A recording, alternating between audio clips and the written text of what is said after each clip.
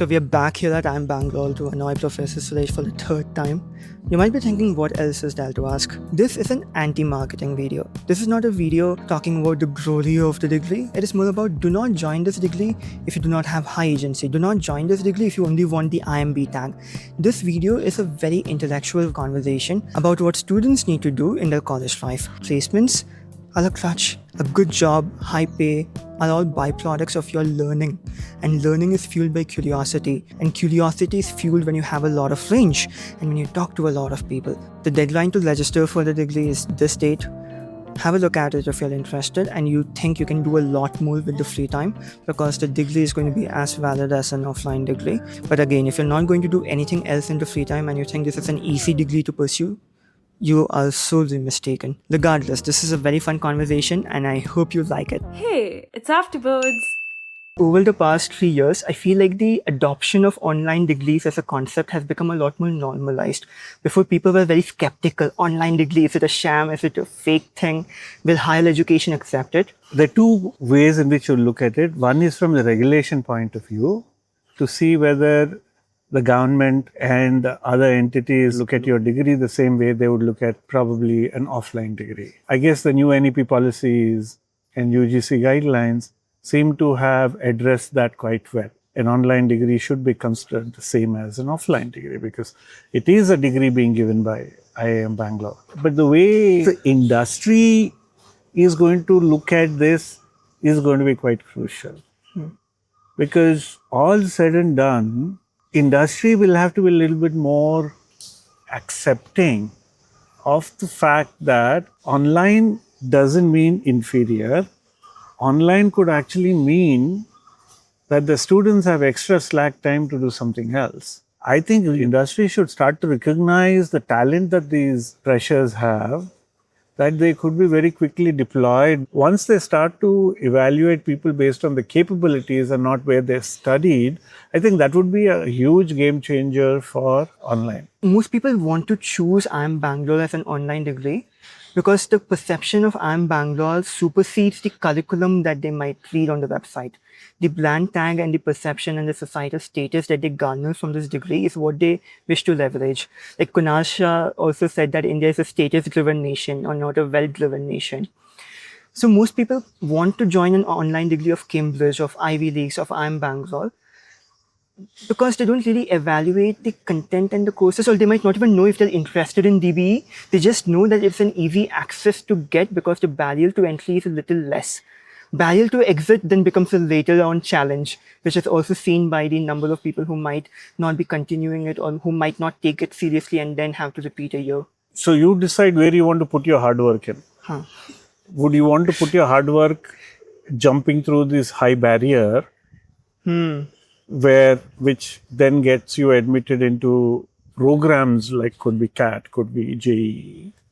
Or would you flip the whole thing around and say put effort into learning things that matter? Like for instance, you go into IIT and look at the number of people who do not pursue the degree that they have studied in. Yes. Right? So what you study there is become less relevant than the institute you're going to, which means it actually defeats the entire educational system because you're only valuing the entry.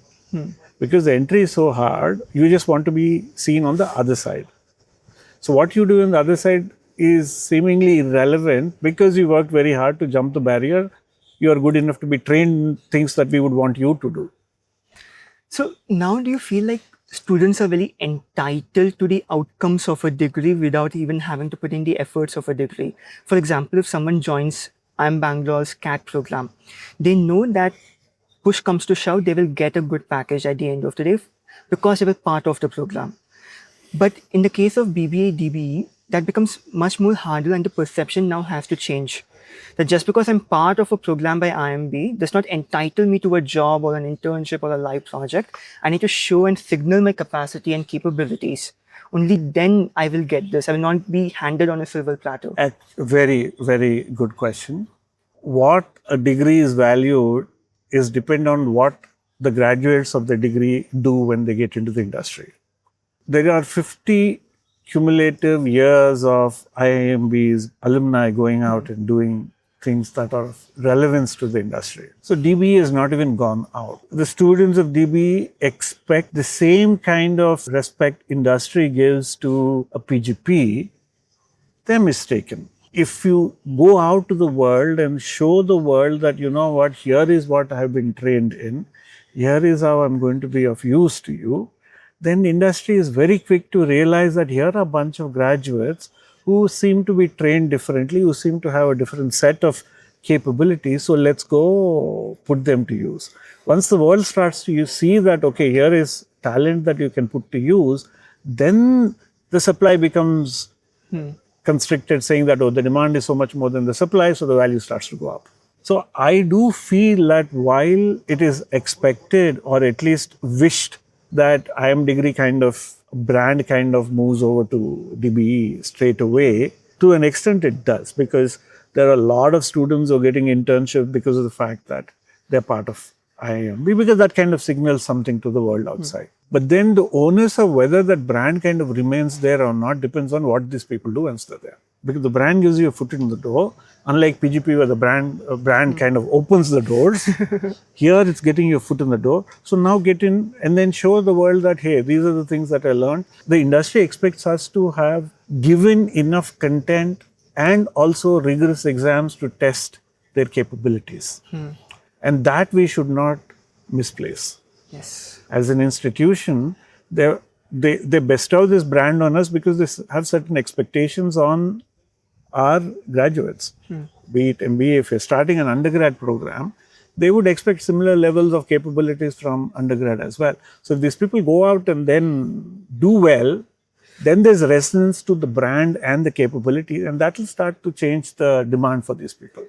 Okay, I said that last time, I'm going to say the same thing again. When you promise placements, you promise good jobs to only a few set of people, right? Because the construct of a job has been so unimaginative. So the status thing kind of plays out here, saying there is somebody given a role of, let's say, a 2,000 crore company. Like for instance, like imagine Balaji Wafers came to India, IIMB, and say we want to hire people because we want to scale. Right? We want to do blitz scale. We would just want to be that biggest brand. Right? So will people come and join us? What do you think people would have done? Probably not. Right? But was it a good decision in hindsight? Yes. In hindsight, for this person who said no to Balaji and joined some consulting company, was it a good decision in hindsight? Probably not. Probably not, because look at the kind of blitz scale that you would have experienced if you're part of some of these ventures like Haldirams. Do you think Haldirams would would Pepsi beep or Haldirams beep? People would have joined Pepsi without any questions. Right. So a construct of what we think of as a job also needs to be questioned. It gives us status, and we rely on status because we're unsure of our capabilities. So build your capabilities and let the market decide those capabilities. And in the new age world where AI is going to play a significant role, I'm not sure what's going to play out as a significant variable that will get people jobs. Because we have no idea what the world is going to be. Look, in 95, when I've looked at internet for the first time, I would have not imagined the kind of new commerce internet would have brought about.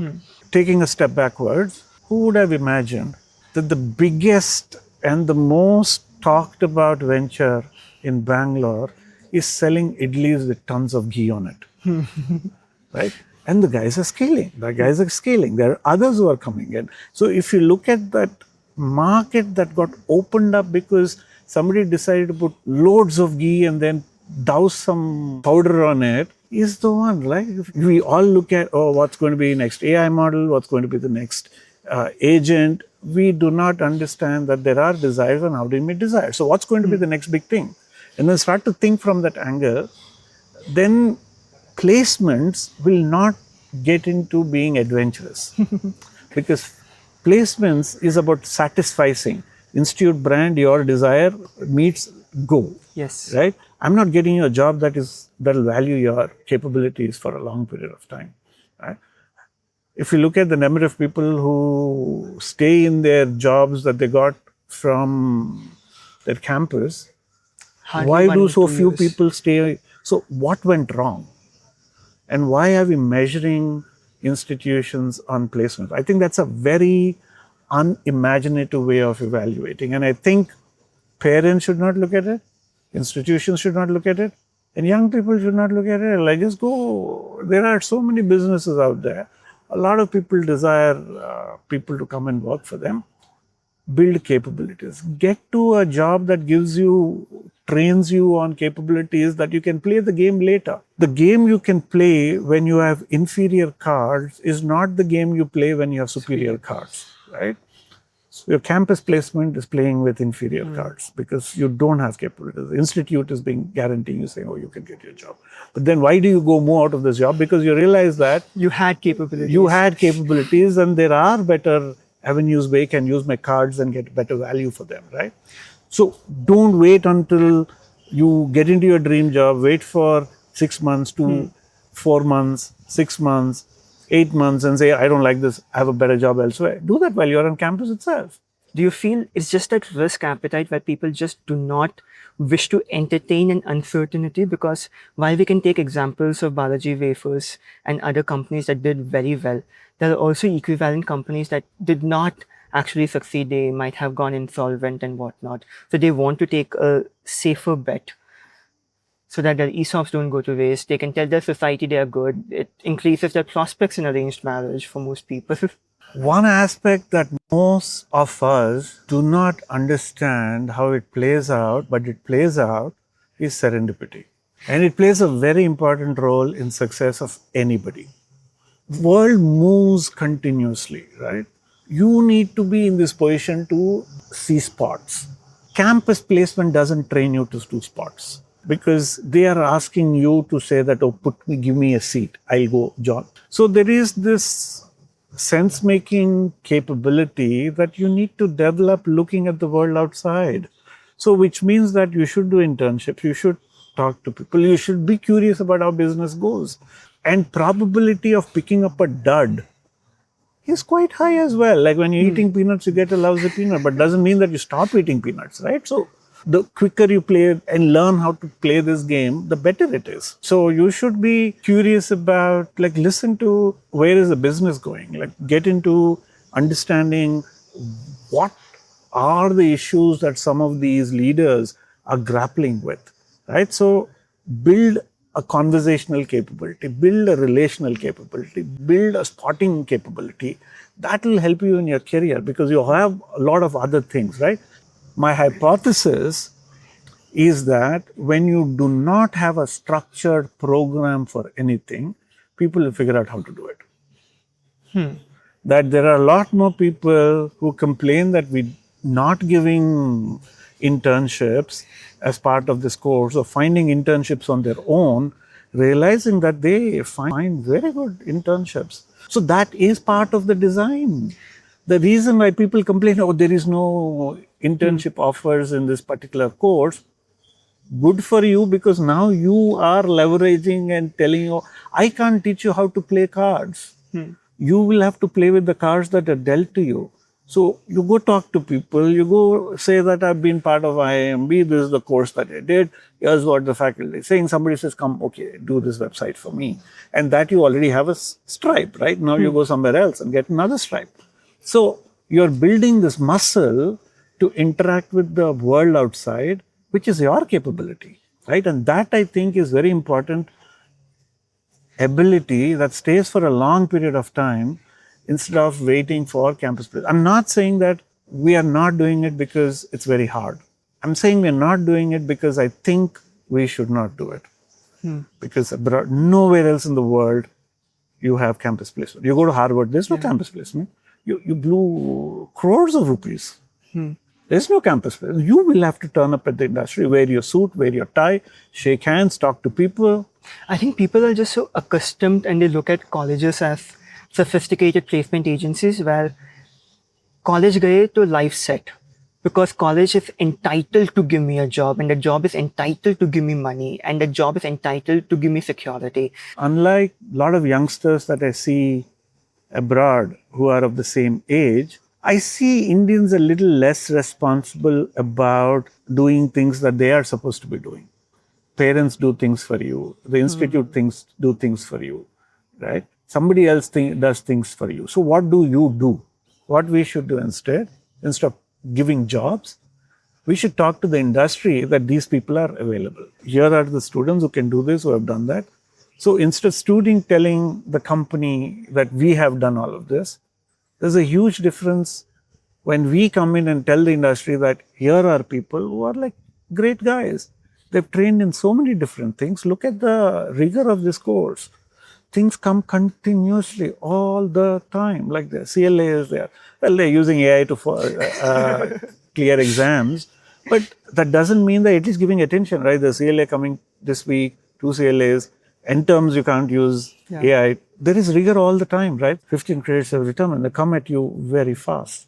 So if you tell the world that this is the content that we are given and this is where our people have been trained, they are likely to look at these students faster than when they do it on by themselves, right? So that is where I would like to use third year when they're here to tell the industry, like go talk to some of these industry captains, right? Could be some of our alumni who are sitting in these large corporations to say that, look, here are students, you should give them a chance, as in you should give them a chance to prove themselves, right? So instead of telling people, like, here is your seat, sit, here is your seat, sit, we should probably tell, like, here are all the places where you can sit, you go where you want to go. So that's what we would like to do in the third year. I feel like the entire conversation is converging to the idea of having very high agency. You have to figure out gaps, you need to figure out opportunities, you need to talk to people to identify problem statements and use all your creativity and experience to figure out solution statements and cold email folks. So that also begs the question as to what skills and competencies should one learn? Because people are very confused. Curiosity. Be curious. Like, I see that is something that a lot of youngsters don't have. Like, be curious about a whole lot of other things. In general, there is lesser levels of curiosity to figure out the world around you, figure out why certain things the way they are, to figure out what is the underlying logic for something to be the way it is. When we were in engineering college, no internet, no computer, no phone, no Instagram. All you had to do was like sit and argue with each other, because how else will you spend time? So somebody says something and you get mad at it and you're saying counterpoint, and then you are getting into that space where you're arguing about something and says that I think you're completely wrong, man. Like, that is not the way it does. And then you go spend time trying to figure out because your ego is hurt. Those kind of spaces kind of enabled us to figure out how do you spend time, right? And that curiosity comes in useful when you are trying to do things and say that, okay, why should I do this? Why can't I do this, right? To an extent, we could also blame our culture for it. We do what has been told to us. I remember going in Germany while I was doing a master's. This young girl was telling her parent, I don't think you should be doing this because I don't like it. Because some days ago you told me this, few days ago you told me this, now you're telling me this. You don't seem to be consistent, and I've told you times that this is not what I want. And then I was looking at it, Arey, you're a little one, like, why should your word matter? Their parents, you're relying on them. They're giving you food, they're giving you everything. You're totally reliant on them. You shouldn't show attitude. That was where I was coming from. But when you sit in classes there and sit in classes here, it starts to become evident because they ask lots of questions in class. Because they're thinking, they're curious. And I don't see those kind of questions coming in here. Because we just are not thinking about what we are learning. We only want to crack the exam. Right? That's how we have come until this far, saying, let's just go crack the exam. Exam is that friction that you need to overcome to get that degree so that I can get into the real world. And that could be because of our very unimaginative curriculums, art of questioning, the art of figuring things out. Because when you question, you are taking responsibility for your thought processes. We grew up in a world which was different from yours. Our parents grew up in a world which was different from where we were growing up, right? So security was the main issue. It's not like, oh, I don't like doing this, so I quit this job. There was no question of, I didn't like this, I'm going to quit my job. You gave me a job, I'll stick. Because I don't know if I let go of this, is there another job waiting for me? So it doesn't matter if I'm only using a part of it, or it kills me every single day to go do this very idiotic, mind-numbing work, but it puts food on my family's table, it gives me a shelter, I will go do it. We had a little bit more agency than our parents, right? And you guys have even more agency than the ones we had, because, and that agency comes from the fact that there is some level of protection that you have, that you will not go hungry.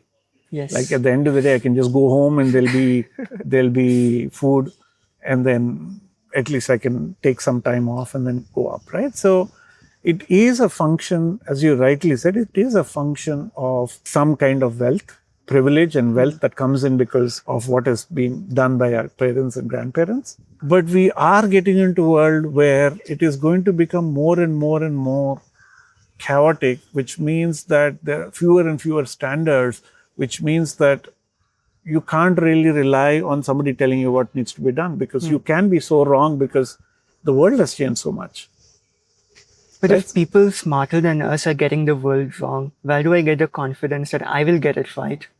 No, I'm not saying you get it right. I'm just saying that you throw darts long enough, you will get it right.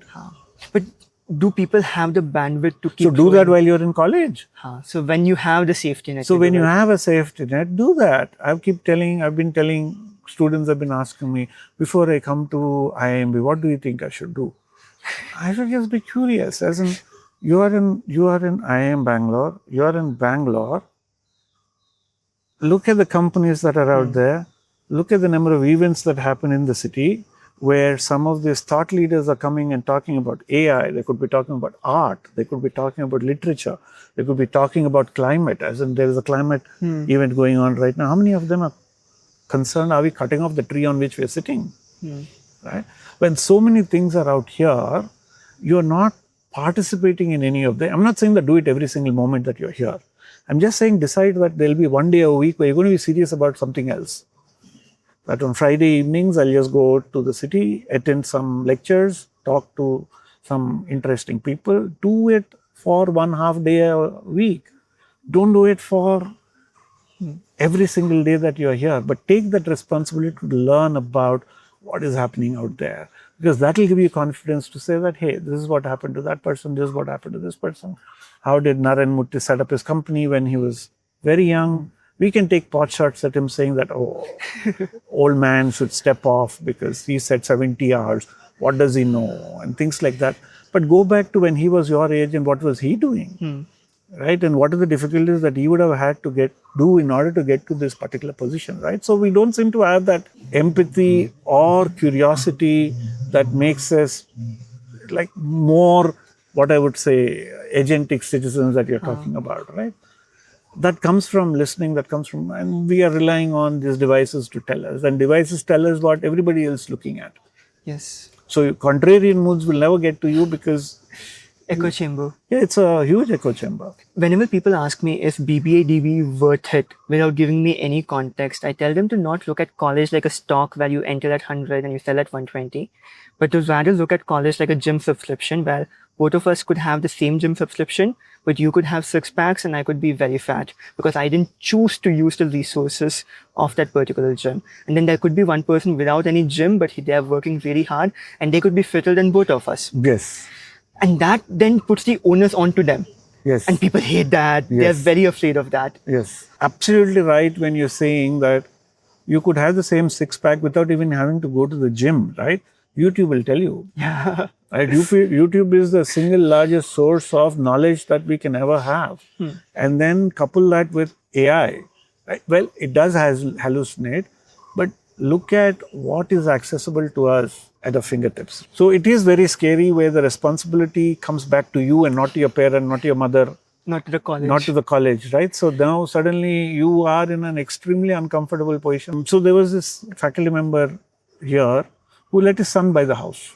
He may have been made some mistakes. Probably a few lakhs will go here or there.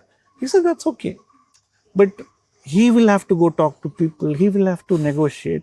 And that is something which will train him completely differently. And it's as good as taking business school degree, because you're now going and looking at numbers. So yeah, tell me which one should we buy. I'll just write the check which you will ask me to buy, right? So that responsibility is very, very scary. Yes. Right? That responsibility is very. What if you make a mistake? You will make a mistake, but look at the cost of that mistake or the value of that mistake.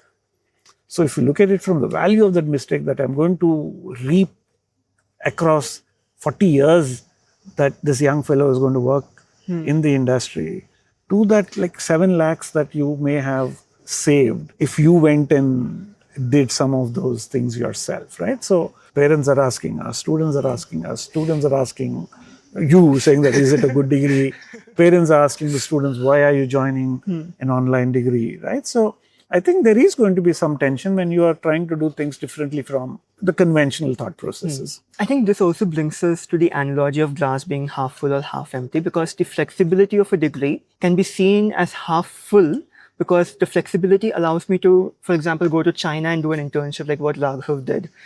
And the flexibility can also be glass half empty because it is not pushing one enough to do something more. They're just completing the assignment in the last minute. They're going to the exam, just passing, and they're just rotting on the bed and watching, say, a movie. Look, people learn at different points of time in their lives. So it isn't as if learning is hard. We are just making it hard. It could be like a lot more fun. Maybe this kid will learn a little later because some people learn in their 20s. But most of all learn because they've had hardships, right? That they have seen something that is not good. Go talk to people. I think the biggest thing that I see when I look at Westerns and here is learn how to do small talk. But for you to learn to do small talk, you should learn things about the world for you to even do small talk. This reminds me of a course at IIM Bangalore called Arts Appreciation. And the professor was a musician who had like 100,000 subscribers on YouTube. And he told that this course is not going to just teach you about arts and music and the history of music. It'll teach you how to be a good conversationalist because you will now have substance when you go and talk to people. So instead of just looking at a painting and having nothing to say, you can make conversations which make you sound intellectual, which will then signal some amount of sophistication to get into those. And he made a very strong point which made us all interested in that particular course. And it was less about me learning about arts and painting, but me learning about how to sound smart because I want people to not think that I'm dumb. No, more than sounding smart. So there's a book called Range, that people who do well in life are those who have range, not those who have specialization. And the range comes because you have engaged with a lot of other. So you may be a little bit shallow initially about painting or art, but as an 18-year-old, what would I expect you to tell? Like throw theories of art, comparing, critiquing Western thought processes to Eastern thought processes, and then placing Indian thought processes in the middle. That's not what one is expected. One is expected to say that, hey, you have seen Raghu Ray. Do you know who Raghu Ray is? Yeah, I've seen some of his photographs. And then you say that, look, then you talk Magnum, then you talk about something else. As an 18-year-old speaking all of this, I would be seriously impressed that you have taken effort to learn something that excites you. And I think to an extent, you should look at spending time, not to try to sound sophisticated, but you're generally curious. When you're curious about, you could sit next to people on plane and talk to somebody who's an artist who will tell you everything about art in that 2-hour trip to Delhi, which would probably take you a year to figure out.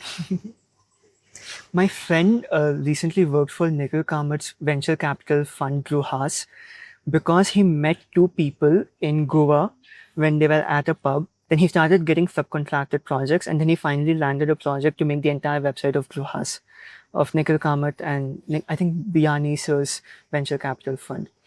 And now these are opportunities that college would have never given because these people don't go to the college directly for such contractual gigs. And yeah. So a lot of search, look, the thing with search is inefficient. Right? Search is very inefficient because we don't have attention to a perfect search. So we satisfice. You come and say that, oh, I can do it for you. Yeah, do it. Right? So why did I say yes to you the first time? Because you were the only one who reached out to me. Okay. Right? So, yeah, nobody else reached out to me, and then you reached out. But look at the number of people who would not have reached out saying that why would this, how could we get past this IIM main gate?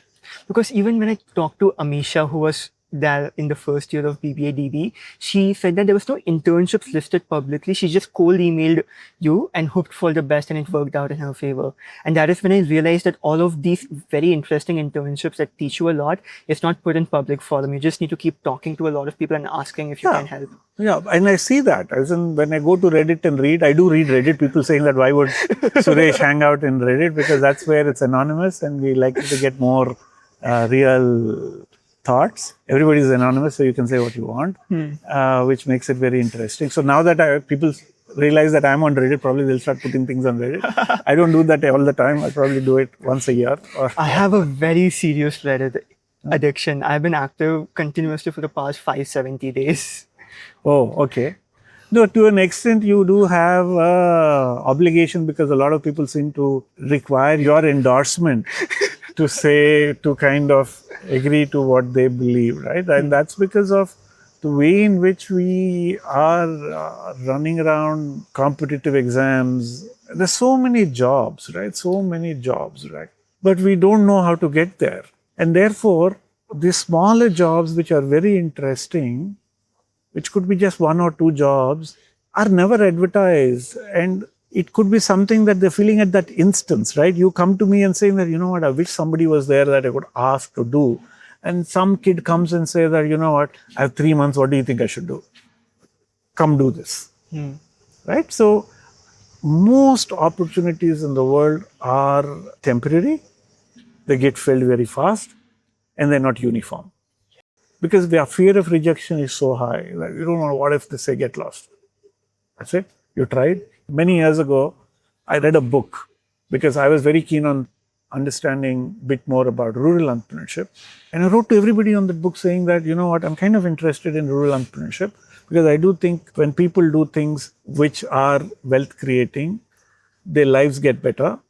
So how would we create livelihoods in rural areas that are sustainable, which will then give them whatever wealth for them to do things, because currently they're all in agriculture or coming out of agriculture. I wrote to all of them. And somebody, I think Vijay Mahajan, who was basics, an extremely creative person in terms of figuring out what should have been done, microfinance. He was extremely innovative in this microfinance and created this large market. He said, come see what we're doing. Right? So I spent 2 days in his office. They had a guest house, going and meeting people I would have otherwise not met. I was meeting these professors. I was like 20 something, right? I just had some master's degree, and then I was thinking that, hey, can we go beyond dairy to create livelihoods for people? And I wrote to them. And this is what I'm doing. And I remember Vijay Mahajan saying that, look, you are going to be a failure. But I can't tell you not to do it, because you are going to fail. Because I said, this is what I'm going to do. This is how I'm envisaging this entire livelihood project. And he said, you will fail. But you will realize what I said when you do things. So 3 years later, I realized there were so many things that didn't work out, right? That got me curious about entrepreneurship. That got me curious about how do you look at and starting ventures, right? And that got me this job. That ability to go talk to people, make small conversations is always very interesting. I don't do as much right now, but when I was young, I was always talking to people next to me on trains. It was a long train journeys. What do you do? So you just sit and chat with people. And first couple of times I was flying to Germany, because I didn't fly before that. I got fellowship, but then I was generally curious talking to people, right? And they are also curious. Oh, you got a scholarship to go to Germany and study there. What are you going to study? And then you get into conversations. So always an interesting aspect, like you're part of IIMB. What is this course? That will give you a foot into a door to converse. What are you doing? How do you do things? Right? There's so many ways in which people make their livelihoods in this world. Right? And then you realize that getting that consulting job may not be the only way in which you can do well in life. I think it's all about, like you had said, that the IIM tag is a card. You need to know how to play the card well, because it's not just job opportunities, but even when I was in Ranchi, my friend once was trying to get a ride from someone because there was no other way to get back to campus, and he was just keeping his hand in the road, and then a big car stopped, and then he found out that this person was going to be an IS officer after 4 or 5 months, and then he said he's from IIM Ranchi, and then the person invited him to his home, fed him, talked a lot, showed all the books and everything, and that as a connection is a lot more valuable than a job that might not last longer than 12 same months. thing. Like my wife and I, many years ago, soon after we got married, we decided to go travel. We went to Udaipur. And we went to this very interesting conservation project that was being done. We looked at this entire Haveli, the way in which it was a government project. North Zone Cultural Center people have done that. We made this long comment saying that you all have done so much, very interesting ways. Why isn't there a document saying whatever you guys have done? Because that is very important. There would be people curious about that as well. And we came back. Some weeks later, there was a letter which came from this IS officer asking my wife, would you want to do this? Look, would you want to come? So we then had this Haveli free of cost looking at the Lake Palace. We were not in Lake Palace, but we were looking at Lake Palace. Very interesting place to be. And she was documenting something, and then we had a free trip, a free place to stay. So if you're sincere and you are trying to engage with the world, there are opportunities. It's not as if every comment we wrote gets you this. No comment is not going to get you anything. Some comments are going to get you someplace, right? So that's something that one needs to do. So we are going to be giving internships or working towards, because I've seen people say that, oh, they have NSR cell, why are they not giving internships? We are. But it's good that some people are doing it on their own. And then that's exactly what we would want others to do as well. Maybe your location is not good enough, because you're in Bombay, you can do a lot. If you are in Delhi, you can do a lot. Right? But maybe not if you're in a small town. But even in a small town, there'll be something interesting. I feel at the end of the day, a lot of people are very afraid because they keep calculating their opportunity cost to an extremely high level. That, oh, if I learn skill X right now, that does not allow me to learn skill Y. And because of that, my time that I utilize might not be the best. And then they start over-engineering this such that they have the least wastage without realizing the accidental serendipitous byproduct of all the things that they could learn, even if the entire endeavor's output might not be what they desired initially. So being very good in website development helped me create very good motion graphics for video, even though that is not the curriculum to be a good video editor. So, and then I learned that because I used to talk to a lot of people and just convince folks as much as possible, that helped me in creating our college website, because making the website was 4 weeks, convincing all the stakeholders was 4 months of work. Getting that buy-in and telling why people should do it is a great learning. It's not the website which you learn. It is that art of convincing somebody to buy into your capability, and then living up to that capability is another thing. And now that you bought everybody in, you can't fail at that instance, because you now go and do whatever it takes to solve that particular problem. Because a lot of my friends, even when we used to freelance in high school, we used to accept a project without knowing how to do it, because the tension, the friction, and them having given us an advance makes us sit down and learn that, because everything is figure outable at the end of the day. Yes. You can use first principles to figure things out. Nothing is how hard can it be. I know startups who said how hard can it be, and they're very successful, right? You just give time. How hard can it be? If somebody figured it out, we should be able to figure it out. As we're just as capable as somebody else. And in day and age of AI and YouTube and access to technologies, you should be able to do the same thing that somebody else has been able to do it. Yeah, absolutely agree to that. If you're not willing to spend time figuring out, I doubt that's a great strategy for you to come into this program, right? Look, I also think that this course is not for everyone. It's definitely not for everyone. And I think that word is out in the ecosystem that it is a tough course. It's not an easy course. We don't want to spend time on it. There's only so far that you can go into the program. So on that particular front, there is a greater understanding of what this course is. I would say do not join because of the brand. Join if you can spend time working hard, because this is not something where the brand automatically comes to you because you're part of it. At the end of the day, people are just saying, oh, if I have an online degree, will it hurt my prospects for further education? But I think the CAT issue is also resolved well. People can write CAT in the third year of BBA-DBE now. And I highly doubt a professor is going to reject them from the interview process on the basis of them being an online student. I don't think online is going to matter as much as the institute that you're going to. And that is what IIT is doing. That's what IIM Bangalore is doing. That it doesn't matter. An institute here is a proxy not for pedigree, but for the rigor that is going to be established so in academics. it's not the question of online. They say that, here, my son has gone through this course and I know how hard it is. So you could be a manager somewhere and you would look at it because of the difficulty that your son or niece is going through, because the course is pretty tough. Right? So this is why the marketing efforts and the awareness to bring the course not just to students but to the attention of industry people. So which is why when our director wanted us to advertise in Economic Times, I was saying nobody is going to come to our program reading Economic Times. Right? But he said it's not for the students that we are putting this program out in Economic Times, that we are telling the world that there is a program like this, and then we are talking about it because that's a paper that industry reads. And therefore we need to engage. It is a very expensive affair, but you're right. More important than giving internships is getting the industry know that here is a degree that is interesting. But along with that, we need to have students go out and do well.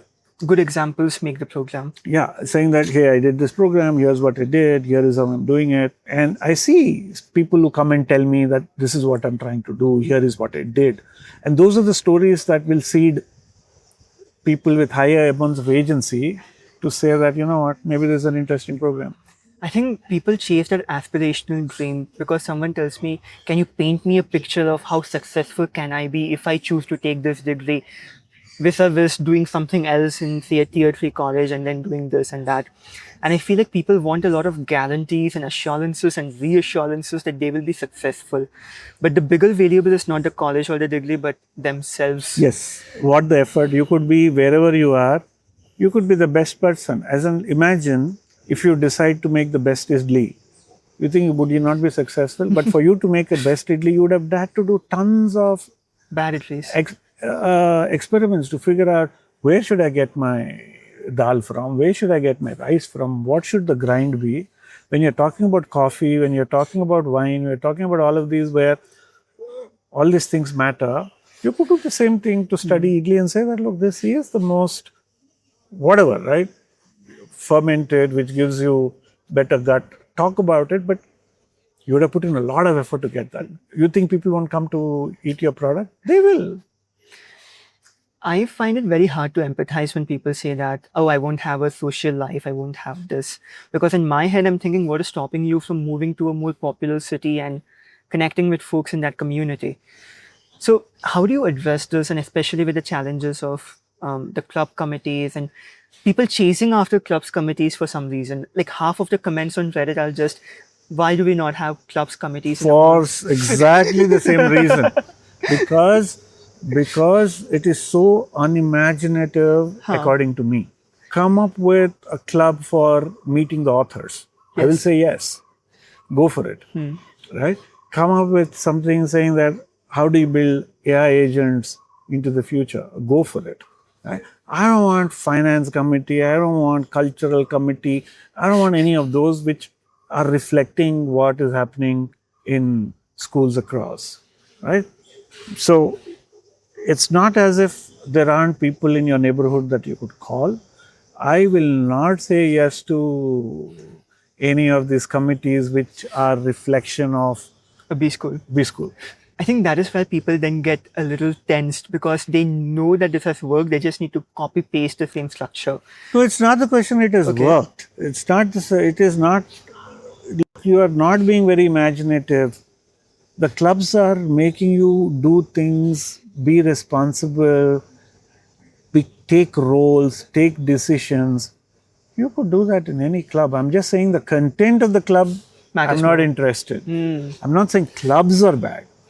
I'm just saying come to me with an interesting proposal of this is how we're going to do as a collective. Look at our learning pods and look at the number of youngsters who are taking time to tell others how to study. In what way is that not Exactly. building leadership capability? I'm taking effort to tell somebody else how I learn, which reinforces my learning about it, because somebody asked you a question, you didn't think about it. You now have to think on the spot. So that increases my ability to understand this particular subject. So at the end of the day, join BBA-DBE if you want to fuel your high agency. I would like to say that. I would love if there are people coming into the program saying that I have slack time because if I spend 15 hours a week, I can learn very well and I'm going to use it for something else. But what is a little bit disturbing to me is that, what's going to be the question paper format like? Right? So that has been saying, what's going to be the question paper? You guys are changing question paper formats all the time, right? So for us, having a very clever exam which tests people who studied and identifies people who have not studied or if you have taken shortcuts is a very important aspect. Evaluation is a great part of this course, and I think good evaluations will also enthuse students. Like you're being tested, and that gives you some, hey man, I went and cracked it. That is also a high that you get. There was this very fun evaluation in our accountancy course. The professor gave us 5 different balance sheets and did not give us the name of the company. And then he gave us 5 companies which we had to match the balance sheet with. The only mark I got was I matched Twitter with the balance sheet because I noticed that the inventory was 0. And this was the only company because Boeing obviously has inventory, Starbucks has inventory. So we matched that, we got 1 mark and everything else was wrong. But that is when we learned that the balance sheet is a lot more about just plugging in formulas and then getting a ratio and then saying if the ratio is more than 2, it is good, or if it is bad. So all of these fun activities, I think, make IIMs a lot different from our So conventional therefore, I colleges. also feel very bad when people don't turn up to live sessions, right? I'm getting the best of the faculty. I tell them that this is a great program and faculty have some responsibility to train, make education more democratic. So the best of the faculty on campus are coming and teaching this course, right? One of our professors had a 5-marker in a 30-mark paper, and he was like, what was the title of your group project? What were the variables that was used in your hypothesis? And that was a shocker to many because most of them had forgotten what the group project was about. So those who remembered got a very big advantage because of the grading curve. Yeah, but I'm just saying that if you start to game the system, which I notice a lot of people trying to do, we will then become yet another course and then faculty members will not show interest for live sessions. We will just record them and put them up. So if you take a recording and then take the transcript and put it in AI, then why are we spending time, hours and hours doing the shoots? Right? If you don't want to listen to it, if you say that, because we have seen a direct correlation between people who watch the videos, people who attend live sessions and the marks they're getting. There's a direct correlation. This is not a rote learning course that we would want to. It will have to challenge people because otherwise online as a medium is going to be questioned continuously. We are complaining it is hard, but we want it because it is hard because only then it filters students. Yeah, people come back and say, I'm doing this as a standalone degree. I have exhausted my attempts. Why did you exhaust your last attempt? You should have talked to us. You should have written to faculty members. You should have attended the live sessions when the faculties are going there. Did you attend the tutorial sessions that students were organizing? Did you attend the learning pods? Did you tell that your learning pod is not working? Can you put me on another learning pod? If this is your only degree, what are you doing? So I think the last question would now be BBA-DBE as a standalone is something that I personally think is underplaying your achievements and time and bandwidth because as a standalone, it is very much feasible to have a lot of free time after completing the degree or the week's assignments. So if you're doing the degree, please try to do as much as possible in the available free time instead of thinking that you're free and you have no other obligations to anyone else in the world. Right, because that's the same thing. And they say, I'm doing CAT coaching, I'm doing some other coaching. One thing which really is irritating, especially in India, is that desire to do things by the time you are 18, 17, 20, take time off, look at the world around. So I should get into CAT the year I finish my undergrad. Yes. Why? Some people may want it, some people it's good. At the end of the day, even if you spend time understanding football, like do you understand football business? Do you Yeah. understand where are they making money from? Why are they, if they're playing 200 million for somebody, how are those guys exactly making money at the end of the day? Right? So all these things will play a huge role in getting a job. So I think there are so many opportunities, and I see our kids not doing those. Unlike some of the kids I see abroad, well, they are generally curious, they're interested, they walk around, they understand this, they understand that. Right? So that is something that you need to build, and your slack time that you're talking about when you're doing this own degree is very important. So don't use that slack time to watch Instagram, because these things are designed for you to be superly addictive, right? Very, very addictive. This is like an anti-promotional message. Do not do BBA-DBE if this. Yes, do not do it because this, because don't do it because it's brand. Do not do it if you don't want to work hard. Do not do it if you think AI is going to help you crack exams, because multiple choice is nothing more than it's very easy, because we'll change the questions, we'll make multiple right answers, we'll make a whole bunch of things. So last final question was, from the curriculum designed in 2023 to now, because of AI becoming a lot more accessible and powerful, did you have a hard time updating the syllabus, or do you feel it's not that big of an issue because these fundamentals need to be learned regardless? So I look, fundamentals need to be learned regardless. You can't outsource that thought process. So here is where I think Indians are going to fail badly when AI comes and AI becomes very powerful. Because we have not learned how to ask questions. So future is not going to be about knowing the answers. It is going to be about how do you ask questions. And we have not learned how to ask questions. Because asking questions has been seen as a sign of disrespect. Yes. So now you have an entity which doesn't care. It'll answer the question that you ask. And you ask the question differently, you get a different answer. And you change something, you get a different answer. You connect it to somewhere else, you get a different answer. Your awareness, your framing, and the quality of the question matters for you to get the answer, right? While a lot of people saying AI slop, and AI slop is because you're not putting in work, and you're just taking and placing it, saying that, hey, this is mine, right? But it is yours because you framed a question very cleverly. Yeah. And your framing of the question is not the same somebody your age group will frame if they were in another industry or with another experience. You will ask a different question. Somebody who's just as old as you, also in competitive space, will ask a different question. One very fun example some friends of mine at college were discussing is, because the software Qualtrics requires a lot of money and subscription in the B2B space, how can we reverse engineer it and build our own application and perhaps sell it in the future to industries for a fraction of the cost? And it took us 2.5 days to just build a platform with AI, which is something that they charge racks and racks from faculties and PhD scholars. And I think this is again an example of high agency where everything is figure outable, everything is possible. Yes. So it again, like, obviously, this is where I think freshers are going to be hit. Experts hired freshers because they didn't have time. And experts had to train their freshers in order to be able to deliver products that are satisfying to them. So you give a task which is like, I'll just tie thread, because I eventually want you to weave, but right now I'll only let you tie thread. And then I'll tell you to do something else. Then I do something. So I have in my mind created a ladder that I will push you through in order for you to be completely, I can rely on you to getting something done.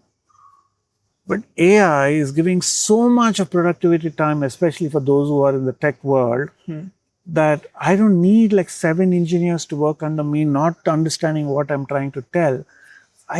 My productivity has gone 7 times as much.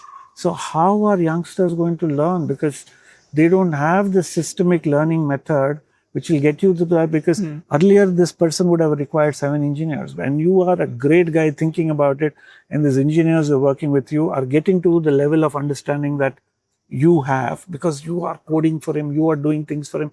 He'll shout at you, you are not understanding, go do this and come back. So that builds your experience. With experts' productivity going 7 times, 10 times, or even 3 times, there's so much more less jobs for freshers to get into. So how are they going to build that expertise for them to play a game where expertise is what is going to help you frame questions differently? Right? It's going to wipe code, but you need to understand what could be the loop that you should not go to. An expert would be able to say that, no, okay, now don't do this. Because you know from expert, if you do this, this is where it gets to. Right? The way Qualtrics has been built, there are a lot of those valid understanding of the past that makes the software more stable than any other thing that you have built. Yes, sir. Right? But the thing is that you at least now know how to do it. Maybe you don't have a product as stable as Qualtrics, but you have something to show. And I think then taking personal projects will be the best way to learn, because hell with an internship, I don't care if I get it or not. Let me recreate a software, let me recreate a SaaS, let me recreate something, and then just show the world that I'm able to recreate it, and then hope that people come after me for all the projects that I have listed in my profile. Yeah, and I think you, now more than anywhere else, you've seen people getting jobs because of the websites that they're making. Yeah. You're seeing people get jobs because of the videos that they're making and sending it to people. That's because I'm saying high agency, but you don't have to be that high agency even. Start to build some levels of agency. Don't push that learning to somebody else. And I don't think we will ever get into placements in BBA-DBE. Makes sense. And whenever any parent asks me, I'm like, the E in DB stands for entrepreneurship. Why do you want placements? No, actually, it's entrepreneurial. We should be saying that. Oh, sorry. So it's not entrepreneurship. It's digital business and being entrepreneurial. That's what we should be calling it. I really am not sure, because what is going to give you that career edge? And my belief is that curiosity, agency, and persistence is going to be what Makes sense. makes. And I think more than at any point of time, like, make yourself the identity, right? Your identity doesn't come that I'm an IIMB grad. My identity comes because I'm Bhavesh or I'm Suresh. And so it's just that whole bunch of things help me get here, but I am still my brand. And I think that's what is going to be in the future. Makes sense, sir. Because the world is so agentic, and everybody can use, look, everybody could have made a website, everybody could have made an Instagram page, everybody could have, but why are some businesses doing more than others? Right? Those who figure it on their own will do well compared to the ones who are in the same space, who are letting somebody else do that for them. Right? So I think as far as the course goes, I don't think it's going to be a very large course. It's something that we are not going to expand. Because I think this desire for high agency people is also not very large. The world wants minions who work without thinking. So there would be places where some of them will go.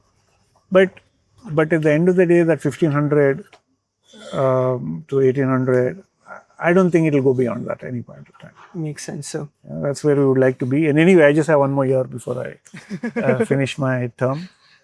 Yeah, so next year you will be speaking to a different chairperson. But I hope I can still speak to you. No, I'm here. I'm very much around. All right, sir. Thank you so much. Thanks a lot. Thanks a lot, Bhavesh. Like, it's become a tradition for us to meet. I feel more than just a degree, this has become like a, what should I do before I join a college? Because a lot of the people who are IPMAT aspirants listen to this. And people have become very curious, because a couple of years, I think last year, one of them just started cold emailing all the Thiel Fellowship folks asking for an internship. And I think one of them was able to get it. I'm not sure about it.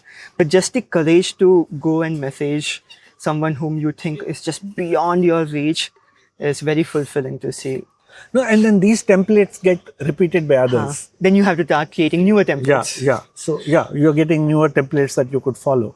And that gives you pathways which placements won't.